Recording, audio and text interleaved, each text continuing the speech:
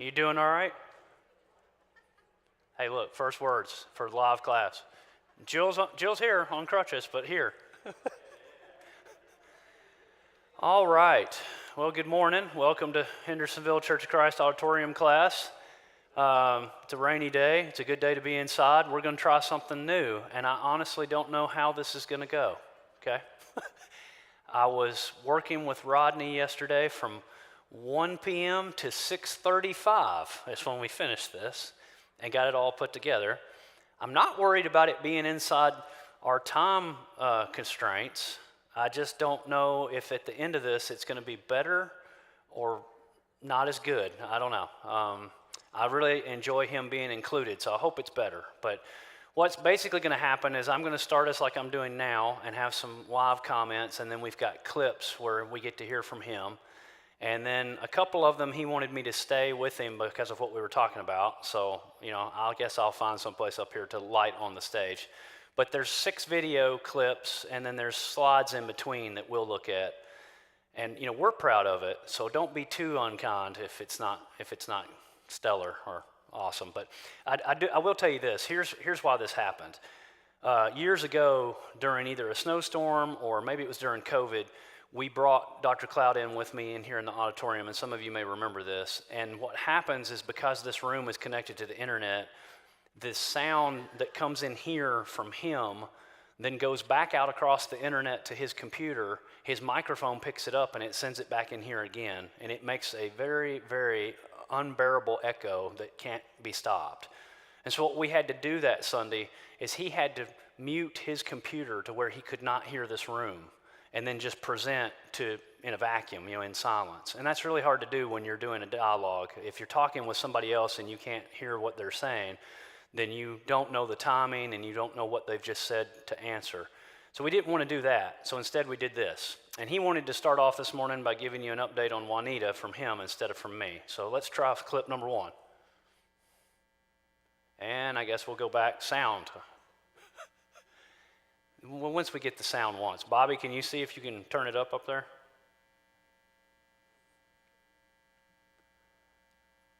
I'll restart it. How about that? Ken is running to the soundboard, so it will be resolved here in a second.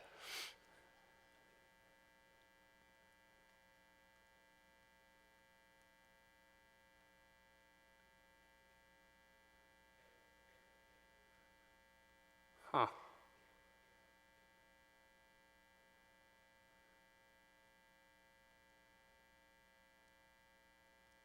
Oh, okay, go back the other way, back to Dr. Cloud. Here we go. Wilson, come on.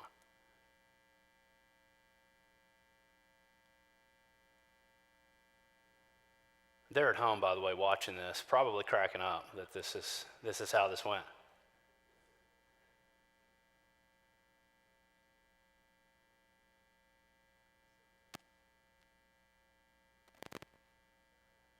Oh, look at there. All right, so I'll start that over.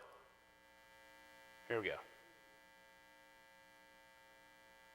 Or not. Ready?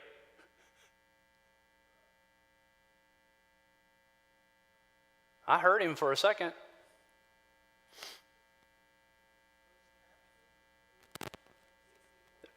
There it goes.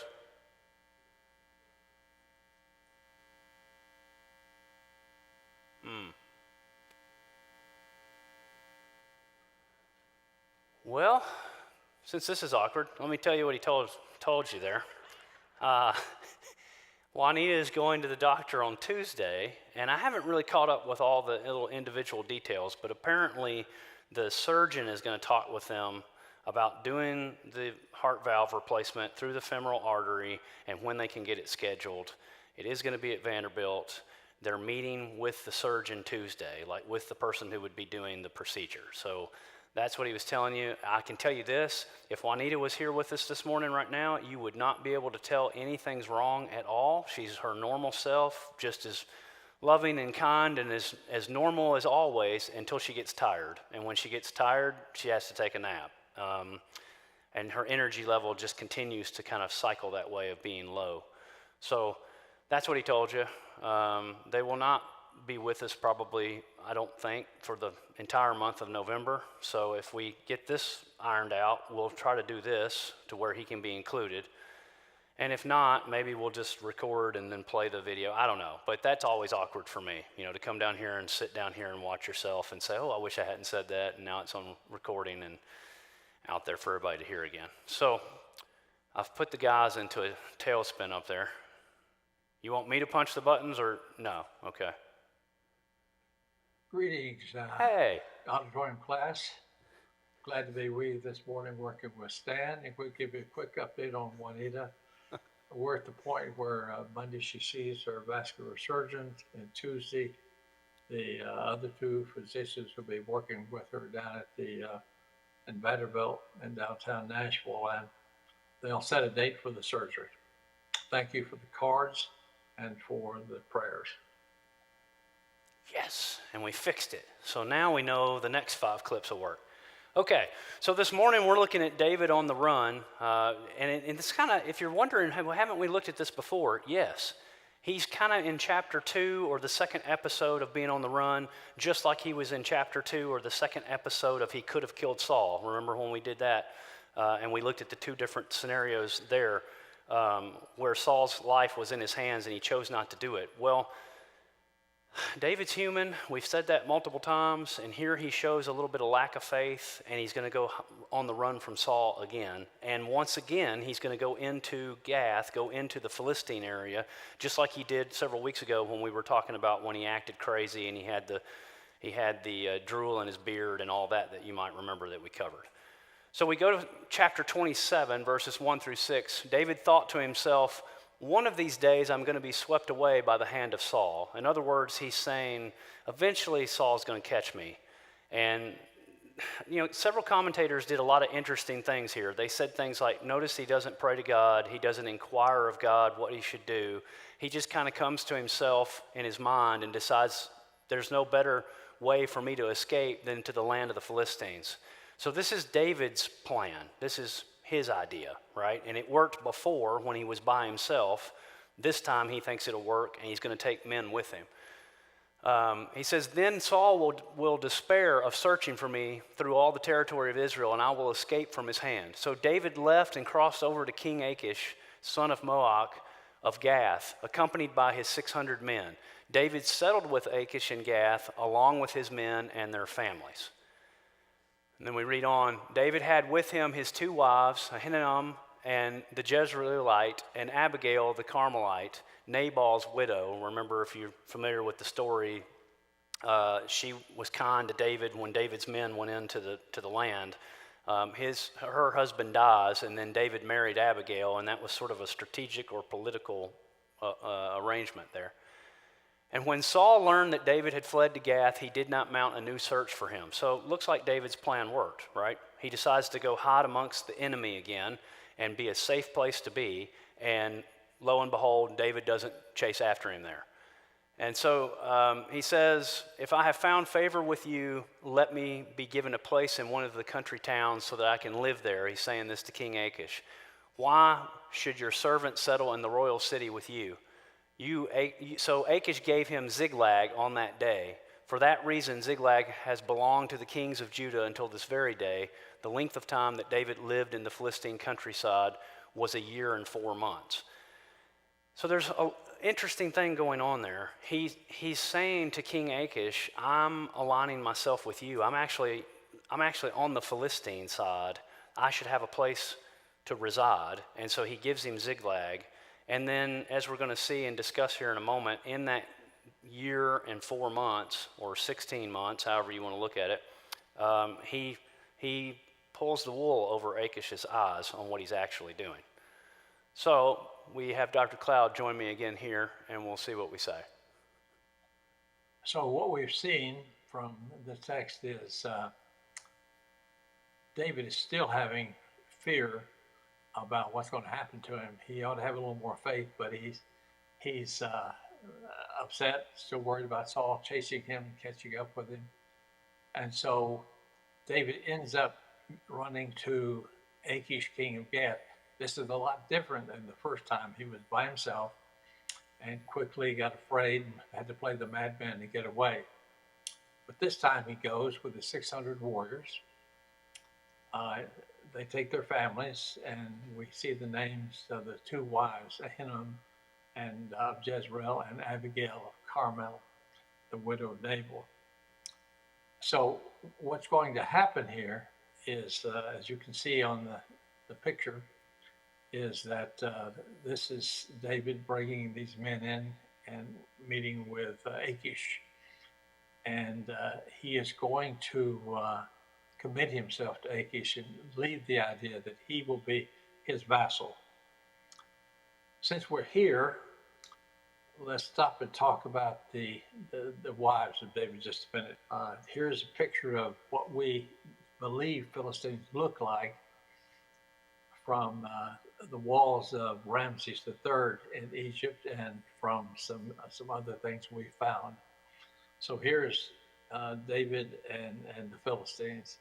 But anyway, we were going to say a few words about the women that were with David. As you remember, he first married Michal. She helped him get away, but she was given to someone else during these outlaw days.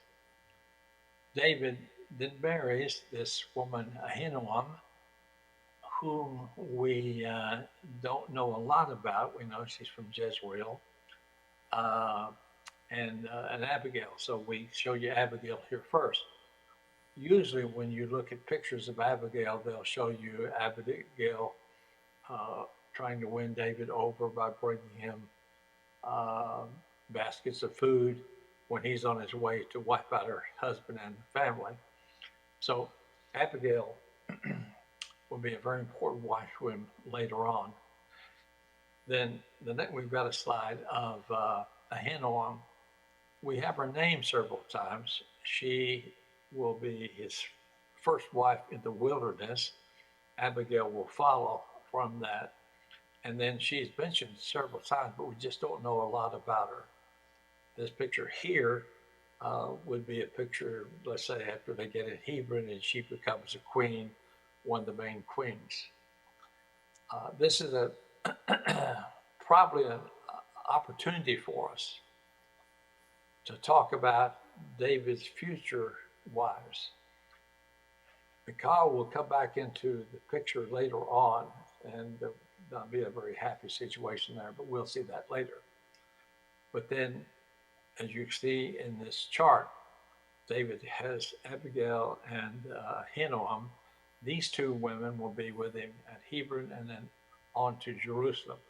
And then you can see a lot of other wives will be added to David later on. So that's for us to deal with when we get into 2 Samuel. All right, let me explain what just happened. So the template covered up the bottom of those two pictures, so I have them for you. There's what it should have looked like. There was no way with this much time in that yesterday we were going to go back and edit just for that. So here's the picture that he was referring to and Ahinoam's name there at the bottom. And then the family chart, what got cut off were the names at the bottom. If you remember last week when we were talking in this class, we talked about Abishai and Joab, and notice that they're brothers over there under the 10 concubines. So that this whole situation with David's house, where the sword doesn't leave the house, and due to his sin and mistakes, it's kind of a train wreck of a family. You can see that actually happening here on the graph. You see Uriah over there, who was the husband of Bathsheba, who is who David murdered, and then now she's his wife, and Solomon is their son. And look there, there's a son named Nathan, which Dr. Cloud and I think is honorary of Nathan the prophet that told him the little parable that convinced him that he was the man that he was talking about when he had killed Uriah and taken Bathsheba from him. So wanted to make sure you could see that, and I apologize, we'll fix it if we do this format again. The hendersonville.org frame is really nice until it takes up the bottom of part of the screen.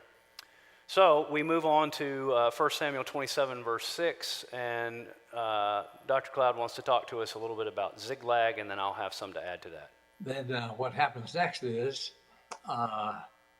David has made a commitment to Achish And so he says, "Oh, well, I don't want to be a burden to you here. If you got some place we could live." And so Achish gave him Ziklag. And the city of Ziklag was hard to locate for a long time. But in recent days, you can see we have a map now that's pretty up to date. Older maps would put Ziklag in 2 or 3 places with question mark. But we believe we have found the real Ziklag. And just a few years ago, and we're going to show you a picture of that next. So this is a few miles from Gath, south of Gath, and this is the place where scholars now are saying this is the real Ziklag. All right, so that's the real Ziklag. What happened there was 2 weeks ago we had a map up there that was white and blue. It's from another Dr. Wilson, not this one. And it had Ziklag on the map twice and had question marks next to it. And when we were talking yesterday, he said, yeah, get rid of that map. That was the map before we knew exactly where it was. And so now that we know where it is, thanks to those ruins, those maps are depreciated that used to say Ziklag in 2 different places because they weren't sure. So if you've been paying attention and you saw that, that's evidence of a map that was created about Ziklag before the actual location he just showed you was discovered. So Achish gave him Ziklag, as Dr. Cloud said, on that day. For that reason, Ziklag has belonged to the kings of Judah until this day, and we're going to find out what that phrase means. The reason it's belonged to the kings of Judah is David is going in there and pretending like he's fighting with the Philistines, but he's actually fighting against the enemies of Judah and Israel. And I don't know about you, but this is one of those parts of the story where I get uncomfortable. I start to squirm around a little bit. Palms get a little sweaty because it seems like David is building a narrative that in the long run is good for his people, but in the immediate context, it's very questionable on what he's saying. How much of it is truthful, how much of it is lies or fabrication. And so let's look at that.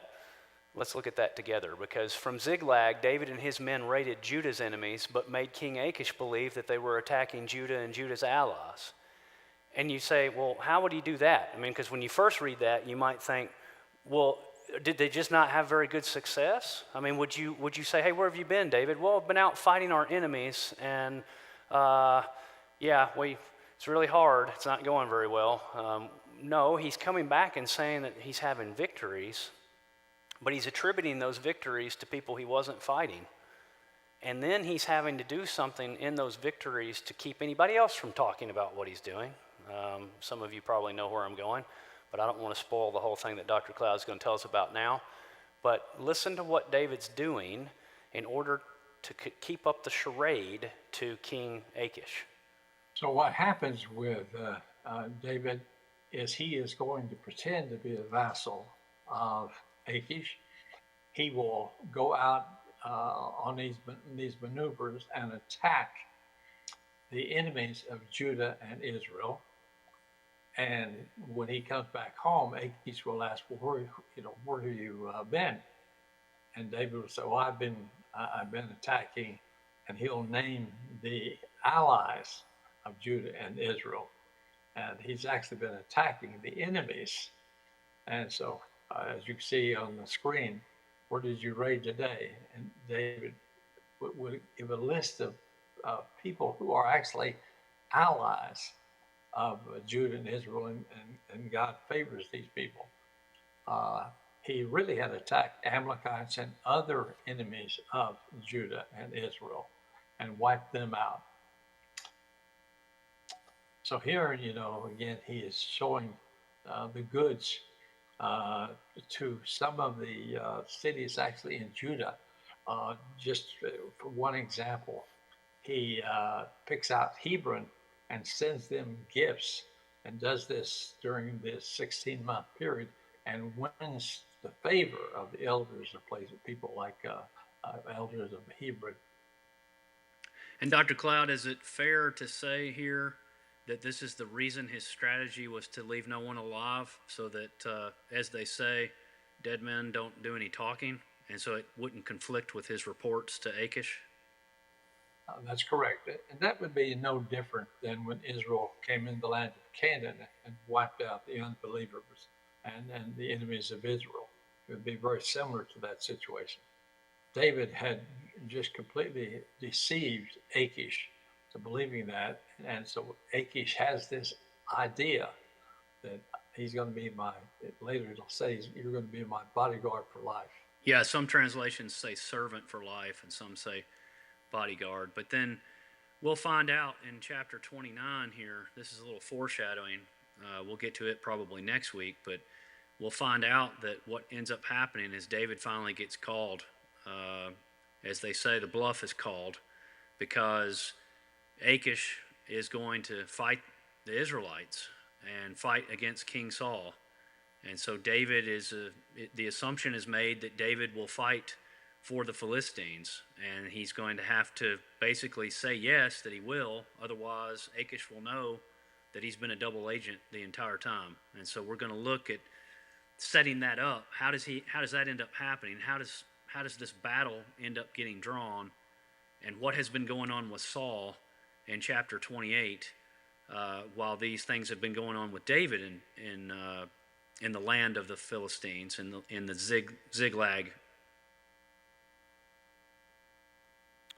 So, what has been going on? And yeah, that's going to happen some more because we were dialoguing back and forth. That's why I wore the same jacket and the same shirt, so that you think that I'm actually up there and here at the same time. So what happened during that time with Saul? So while David's doing this with Achish, and he's got Ziklag, and he's doing these battles, and I know you saw it in the text. We weren't quite as explicit as I thought we were in my recollection of yesterday, was there's that painful line in there that says David left no man or woman alive, right? And the reason is because he's got to keep this charade up. He's got to keep Achish convinced that he's doing work for the Philistines while he's actually doing work against the Philistines. So while all that's going on, you have another part of the narrative with what Saul's doing. And Saul knows that he's going to fight his biggest enemy. He knows he's going to fight the Philistines and that there's going to be this big battle, and he's wanting a word from the Lord. So we have this interesting conversation about the medium of Endor, and we noticed the English Bible translations, a lot of them, the top of the section in chapter 28 says the witch of Endor. But the witch of Endor is not, the word witch is not supported, okay? There's nothing in the Hebrew that would ever give you an indication that witch should be the word that's there. There are words that give an indication that medium is a better name, and you may say, well, okay, whatever. Well, but it's more important than just the English word we decide to use. Because in that text, it says, in those days the Philistines gathered their troops. Sorry, I don't know why there got cut off. The IR belongs up there. Troops for war in order to fight Israel. Achish said to David, you should fully understand that you and your men must go with me into that battle. So here comes the problem. Here comes Achish saying, I'm counting on you to fight for us with your men. And David replied to Achish, that being the case, you will come to know what your servant can do. In other words, oh yeah, and you're about to find out how powerful we actually are. And Achish said to David, then I will make you my bodyguard from now on, or I'll make you my servant for life, depending on your English translation. And that's what we were referencing earlier. Well, this idea of medium, we're going to go through that, and we're going to look at it together, and this is where he wanted me to stay with him. So this one's going to be a little bit longer, because we're actually going to look at the Hebrew word and the English words that are available behind it, and what that actually means, and why it's more important than just an English word. It actually ties into the ancient Near East in surrounding cultures, that this would be something, if we brought it to today, I'm trying to think of something that might work. Well, let's see. This is off the top of my head. Let's see if we go with medicine, okay? We have all of our different countries, and yet a hospital is something that's known in each country as a hospital, right? And doctors are known pretty much as the same thing in each country as what they do, right? So if you were to have a conversation with somebody and you were to say, hey, this is what I'm doing, I'm having this surgery, or I'm having this procedure with this MRI machine or whatever, it wouldn't need to be explained because everybody knows what a hospital is and a doctor and an MRI machine. Tom's with me, so this is working. Well, we have to look at this in context the same way. What Saul decides to do with this medium of Endor, God has told his people not to do. So that must mean that it's being done, right? God's a God of truth and honesty. He's not going to say, now here's a prohibition, don't do this, and then under his breath kind of laugh and say, haha, it's not possible, so they can't do it anyway. No, that would be deceitful, right?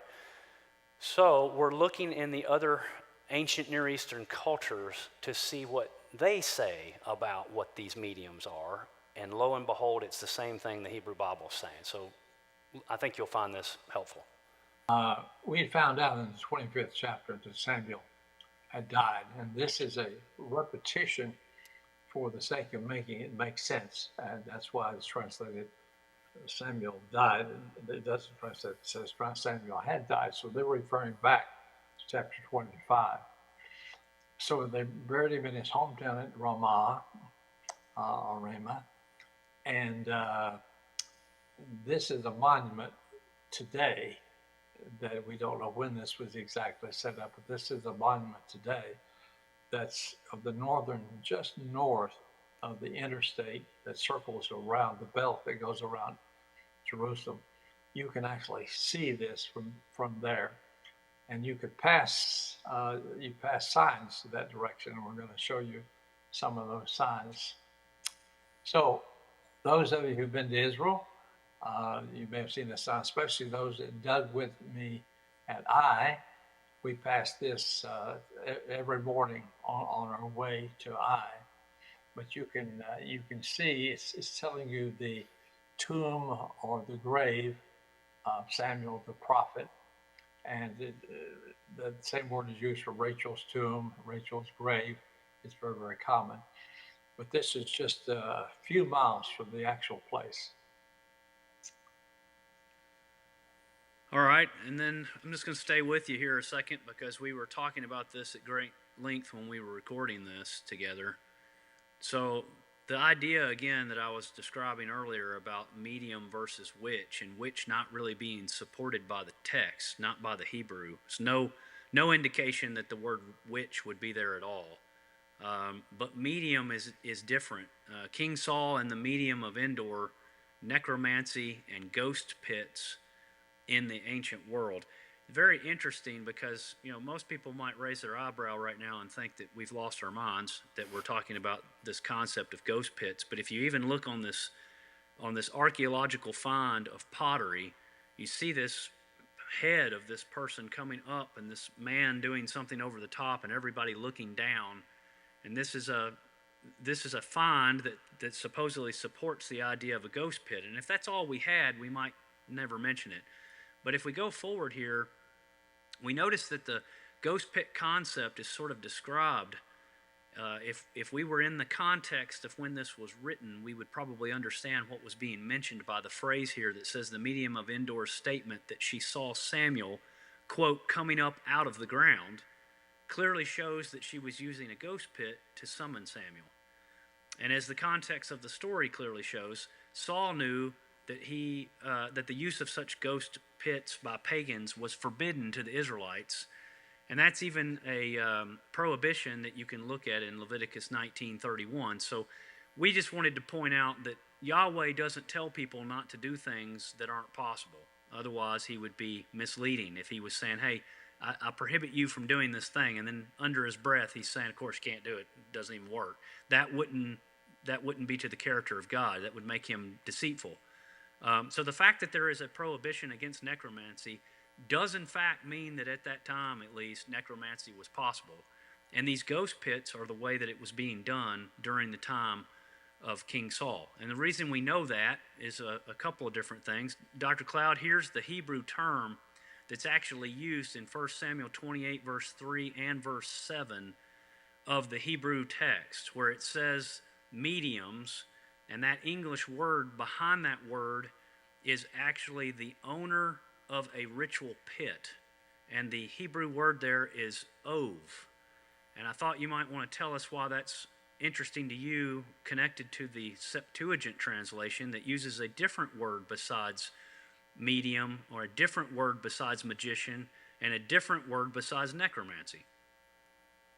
Yeah, especially when you're reading through the Septuagint, all of a sudden you're surprised when you see that it's a word dealing with a person who's ventriculous and able to throw their voice. And it was rather fascinating. Stan found something in Brown Driver Briggs, I guess we're coming to that soon, and which is giving you giving you an idea and hint of what these people are doing. We still don't have 100% grasp of it, but we get an idea of it. But one of the concepts involved here was that uh, this person had abilities to do a lot of things. And of course, they came at all different levels, fakes all the way to people that really had some power. Yeah, and that's what's on the screen there at the bottom of this screen is an abbreviated definition from BDB, where this ov word can mean necromancy because of the sound. Hebrew uses a lot of onomatopoeia, where the words sound a certain way, make the sound of something, and that's where necromancer actually comes from, or necromancy, is it's a hollow sound like something called a water skin. They are also talking about mumbling, unintelligible phrases that people are saying. But then what was interesting is there is a derivative that is ventriloquist, and that's what the Septuagint, the Greek translation of the Old Testament, decided to use, and that made some people kind of scratch their head until they did the etymology of the Hebrew word ov and saw that ventriloquist is an option. And then there was some things that were connected to that, being able to do something with a jar or a bottle in order to throw the voice. So some people, in other words, were accused of fake. They weren't really necromancers. They hadn't really contacted anybody. They just threw their voice and made it seem like they'd contacted somebody. And that's very important here. The medium was shocked that this worked. She screamed. She was surprised. It was a lo and behold moment that Samuel is actually there. But let's flesh out the rest of this for a second. So we're not just saying that this was something in a vacuum. This is something that's known from the other cultures of the same time. And so the use of such ritual ghost pits for practicing necromancy was common in the ancient Middle East and Eastern Mediterranean area. And other nations or other people groups were accustomed to this. So fascinatingly, in another story, in the ancient Sumerian Babylonian story of Gilgamesh, which many of you probably have had to read or at least know about from your English classes in high school, Enkidu is one of the characters there in the Gilgamesh epic, and this was written 2,000 years before Christ. And Gilgamesh digs a hole and makes a ghost pit in order to summon the spirit or the ghost of his friend Enkidu from the netherworld. So this is something that other nations would have recognized was being used as well. And it's also apparent because in ancient Sumerians and Babylonians, they believed that the ritual pit or hole dug in the ground was some sort of gateway in order for summoning up these souls of the dead from the netherworld. And the Sumerian and Babylonian occult practice was borrowed by the ancient Hittites and the Greeks and the Philistines that we're talking about here, and heretical Israelites. And if you want to look at that, you can look at one such passage in Isaiah 29, verse 4. But as we see here, when Saul saw the camp of the Philistines, he was absolutely terrified. What was the genesis for the reason that he even did this, Dr. Cloud? He decided that because this looked like such a major undertaking that he was going to go up against the Philistines, he needed the word from the Lord. But the Lord did not answer him because the Lord has turned away from him. And then it says, not by dreams nor by Urim. Talk to us about what Urim is. Yeah, there were several ways that God made himself known to people and the way people contacted God. And so you had some prophets direct messages, some prophets and holy people and different people, like Joseph, through dreams. And then you had these special instruments that they used. We won't go into great detail with that, but they were used to communicate deity. David, as he runs in the wilderness, many times were called to Abiathar or someone and bring these holy instruments so they can communicate with God.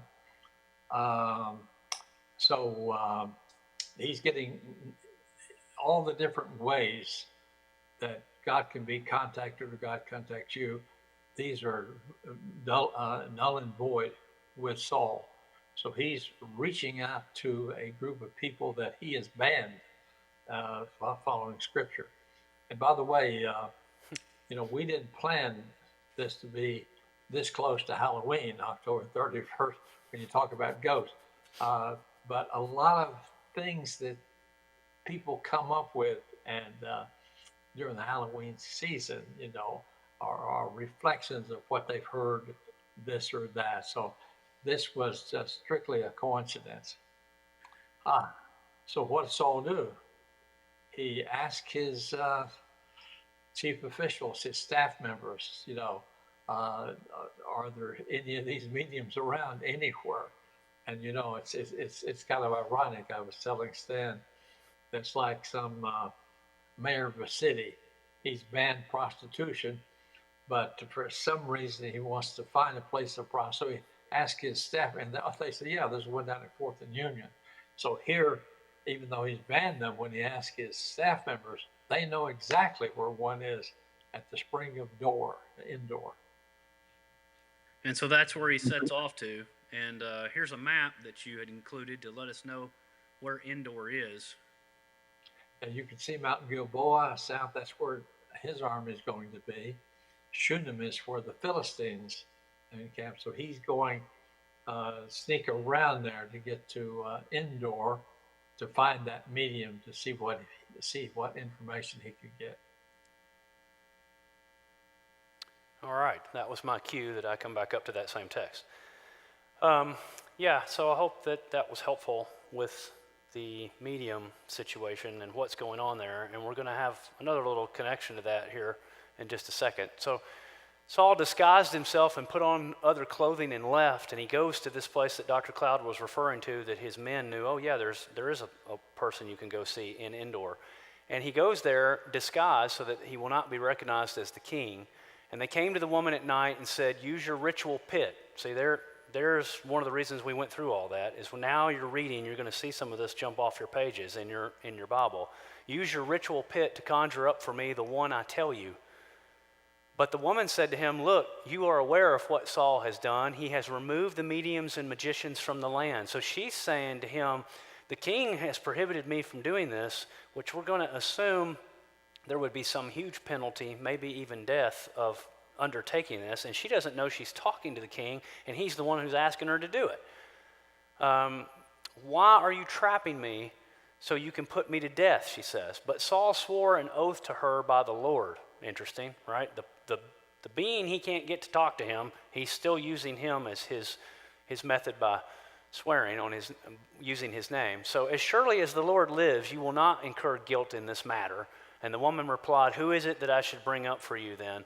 And he said, bring up for me Samuel. All of that setup we talked about was for this to get really real, that this is actually what happens. And then we're going to talk here in the last little clip, and it should go right up to the end of class if I've got it timed right, where what's the big deal? What's the meaning of this? Well, you're going to see that it is Samuel, and it's really quite interesting how it all comes together at the end of this particular passage. So when the woman saw Samuel, and this is what I had referred to in the video when I was talking, she cried out loudly. Most scholars believe that cry out is a shock or surprise. Maybe she has been one of the ventriloquist type people. Maybe she hasn't really been completely truthful with her clients in the past, that she was actually talking to anybody. And so she's even a little scared at this situation that Samuel comes up. And then the woman says to Saul, why have you deceived me, you are Saul? And Dr. Cloud's going to point out in this next clip that maybe we don't have the entire conversation, because that's not enough for her to know that was King Saul unless Samuel had said something like, oh, hey, Saul. There's got to be some way she determined that was King Saul. But now she realizes the situation that she's in, and I think you'll find this very helpful. So what we have here is Saul has disguised himself, as the text has said, as Stan read, and he makes it clear, oh, I'm not connected with King Saul. Don't worry about that. Uh, but she addresses this man she doesn't know, and she said, "I've seen a divine being come up from the ground." Is what that has. What it says, I've seen Elohim coming up. If you look at 10 English translations, you'll get all kind of things from familiar spirit to gods and all that. The word Elohim many times deals with that which is not human. You've got that which is human and that which is not human.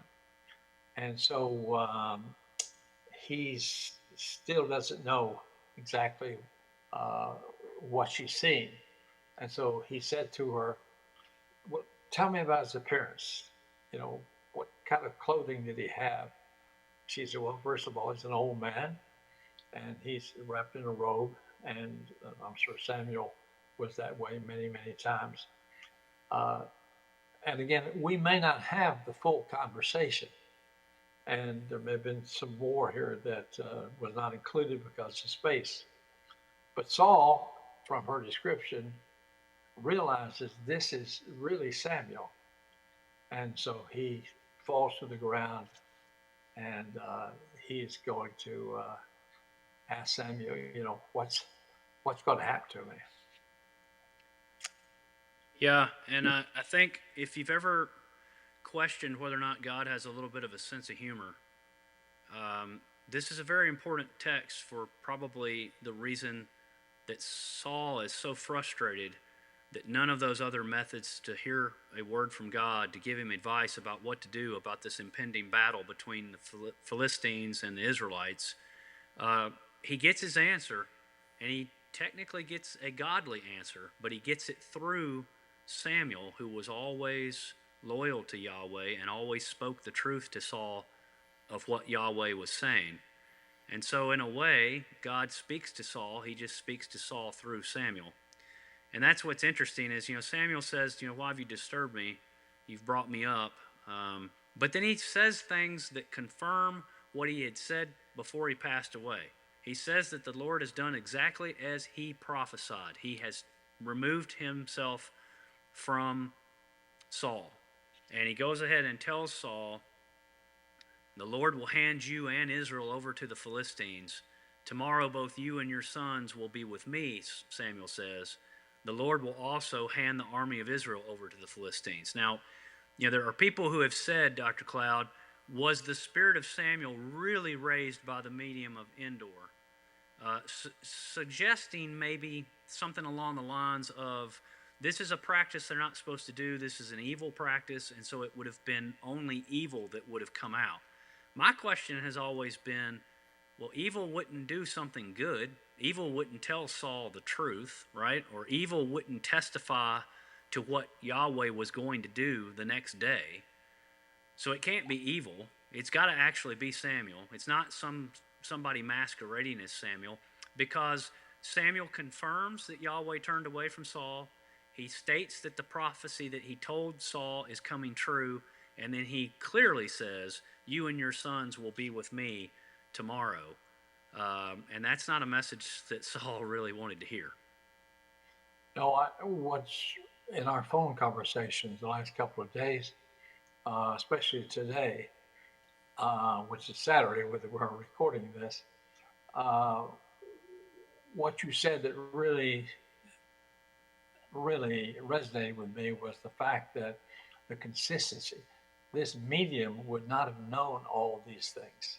I mean, everything, as Stan has pointed out, fits in exactly what we know from the past, what's going on from the conversations that Saul has and Samuel had with Saul after he had talked to God, communicated with God. And so the most frightening thing he says is that, he tells him that tomorrow you and your sons will be with me, and that is in the realm of the realm of the unknown, the realm of the netherworld. You want to look at it that way, and that's the way Saul would take it. You and your sons will be in the realm of the dead. Yeah, Sheol. And so I put this together from one of my Lipscomb classes and thought it was appropriate here when I went over this there. I just said, tomorrow both you and your sons will be with me. It doesn't say it in the text, but it's sort of insinuated. We can chat as long as you like, Saul, because you're going to be here, and we've got until Jesus sets everything right to be in Sheol. So the incoming call to Saul was the reaper, was death. Your time is up, and we'll see when we continue this discussion next week just exactly how that went. And that then puts the armies on a trajectory to go up there. And he's already up there at Endor, like you pointed out on that other map. But you see here, Endor way up there at the top. He's just going to come south a little bit and going to find that the red lines, if I'm not mistaken here, are all of the troops and everybody coming from the Philistines. And the green line are the Israelites coming. And they're all ending up at Mount Gilboa. And that's where the battle is going to take place that ultimately is going to cost Saul and Jonathan and Saul's armor bearer their lives. So when we're talking about Mount Gilboa, it's really not one mountain. It's actually a small range of mountains. And I really meant to put in a couple of slides showing you that. But when you're in Megiddo looking, you see it across the way. When you're at Beit Shan on the top of the hill there, you get a real clear shot of it. But there's a road that goes up there now, and I've always wanted to go up there, and we scheduled it on a couple of trips, but always got too crowded to get it done. But it's a kind of a rugged place. It's a place where there are fields where you can have big battles, and it's the place that Saul thought was the best for him with his back against the higher area, but it didn't work out. Well, thank you for that. Thank you for recording with me and letting me splice these things in for us and everybody getting to listen to both of us instead of just me. We're encouraged by the report of Juanita, and we look forward to where we go from here. Things are getting ready to change and pivot in this story. Saul's going to be obviously deceased, and that's going to allow David to not be on the run from him anymore. And David's going to return to Ziklag and see that things didn't go well while he was away from Ziklag, and we'll look at that next week.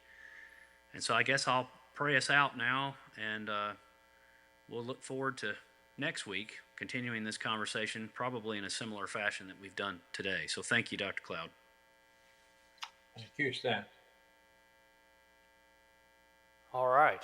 Well, I hope that worked. Some of you look like it did. Some of you look unsure. But it went pretty well after we got through the sound situation. So thanks for joining us. Thank you for being here. Thank you for contemplating that with us. I know that's a little strange. That's not a lesson you probably expected to hear necessarily, and it was uncanny timing that it was so close to Halloween. We didn't really plan that. But I hope that what it led you to is that we can always trust everything that's written in the Bible, that what it says happened is what happened.